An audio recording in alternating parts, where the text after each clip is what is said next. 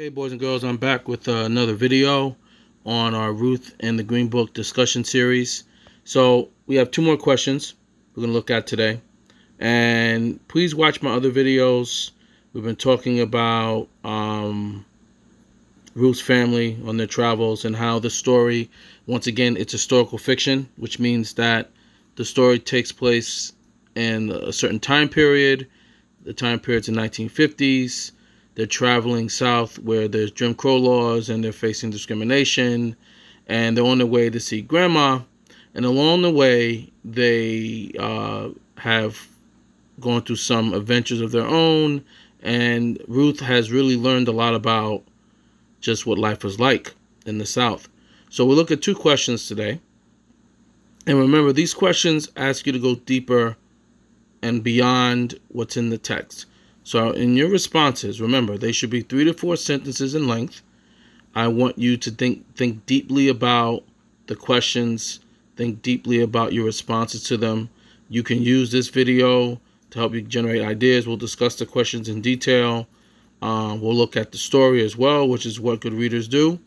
Because one of the things we're going to do when you answer questions and you need to use this text is to go back to the parts that talk about that and then build upon it.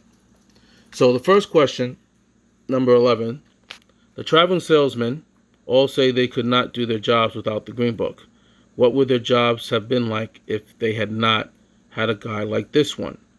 Well, we know that the Green Book was a traveling guide for African Americans and families traveling in the South to protect themselves and to make sure that they had places to go where they wouldn't be denied access to restaurants, hotels, gas stations, restrooms, you name it, other small businesses. And if you're a salesman and you're traveling, and let's say you're a shoe salesman, or let's say you sell bicycles, or you sell clothing or different types of food items, you need to be able to go to places where you wouldn't be denied, especially if you were African American. So when we last left off in the story, we were looking at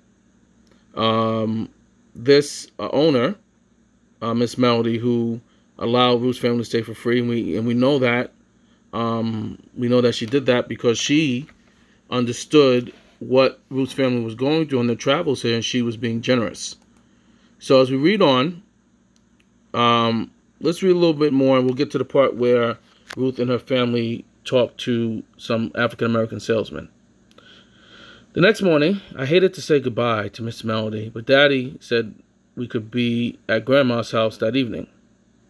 That made me happy to get going again. It wasn't so easy, though. Our automobile broke down about midday in the middle of nowhere. People drove right past. I felt empty in the pit of my stomach. I hugged Brown Bear and wished we were already at Grandma's house. But Mama said not to worry. We could figure this out. She unfolded out the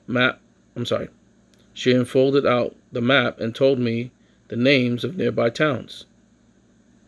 She said, "Ruth, look in the Green Book and see if you can find a place in one of these towns that will fix our car." And I did. Daddy gave me a big hug, and then he walked into town to find the garage that would help us. By the time we got the car fixed, it was too late to reach Grandma's house that day. So I looked in the Green Book and picked out an inn nearby that said they welcomed Negro travelers. It was a big house with lots of rooms. Most of the people there were businessmen traveling for their jobs. They each carried a Green Book. They said they could never do their jobs without it. We met a salesman named Jason who has traveled to all the states of the Union for his job. He told such funny stories. Mama laughed so hard she had tears rolling down her face. For the first time since we left home, we were really happy. That's nice. So we look back at the question. So think about what life was like for Ruth and her family before they had the Green Book. Let's see. At the gas station, the first one they went to, they were told that they couldn't use the restroom and they had to go to the bathroom in the forest, which is embarrassing. Think about how you would feel if that happened to you. Then they were denied a place to stay. They had to sleep in their car all night in the cold, if it was cold.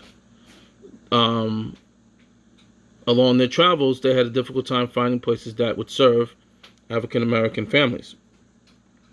Imagine you being a salesman and you had to do your job and you didn't have a green book. You didn't know where to go or where it would be safe for you to do your business, to take care of your business that you have for your job. What would their jobs have been like if they had not had a guide like this one? So think about the examples that Ruth and her family went through and think of what it would have been like for a salesman. When you answer this question, try to picture yourself selling something, but you don't know where you could go, where it would be safe for you to do so, because if you went to the wrong town or the wrong business, you might have been told to leave, and who knows, maybe worse.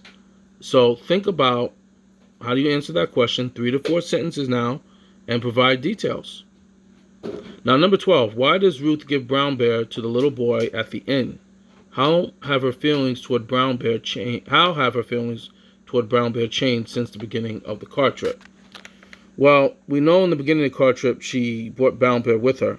If we go back to the story and we jump all the way to the beginning, it says, I was so excited to travel across the country. I packed my own bag and Mama said I could take Brown Bear with me for company, even though I'm almost too old for him. So she already thinks that Brown Bear is too old, but she still brings him anyway. And if you notice in all the pictures, and most of them, Brown Bear is there. There's Brown Bear. Just there, she's sleeping with Brown Bear. So Brown Bear is very important to her. But then we get to this part where she actually gives Brown Bear to a little boy. Let's read that part. At the end, I met a little boy who was traveling with his mother. It was the first time he had ever left home, and I could just tell he was scared. I thought of Miss Melody, Victor Green, Eddie, and all the other people who had helped us, and then I decided to give Brown Bear to the boy. I told him that Brown Bear was a good traveler. I'm too old for Brown Bear now, and the little boy needed him more than I do. Then I told his mother about the Green Book and showed her our copy. Wow. That's really powerful. Let's go back to the question now. And boys and girls, don't forget, you can always do this. Watch the video that I'm presenting now. Stop it, think about it, then answer the questions. Take your time. Really try to absorb this, because what we're going to do is we're going to read other historical fiction stories, and you're going to come up with your own questions and create a report about what you've read. So what we're doing now is preparing for that. So why does Ruth give Brown Bear to the little boy at the end? Well, we know why. She says why in the story, so I'm not going to give you the answers away right here. You have to look at the story. How have her feelings toward Brown Bear changed since the beginning of the car trip? Well, we know that she loves Brown Bear. She brought Brown Bear with her, but she did say, I'm a little too old for this, having this bear around. And then at the end, she gives Brown Bear to the little boy. But think about why she did that. Think about what that says about her. And you can even add that to your response. So boys and girls, we'll continue to look at Ruth and the Green Book. It's a very powerful story. We're going to be doing more of these questions. But like I said, take your time. Really think about these questions deeply. Watch this video as often as you like. And I will see you soon for more of Ruth and the Green Book. All right, boys and girls. Bye now.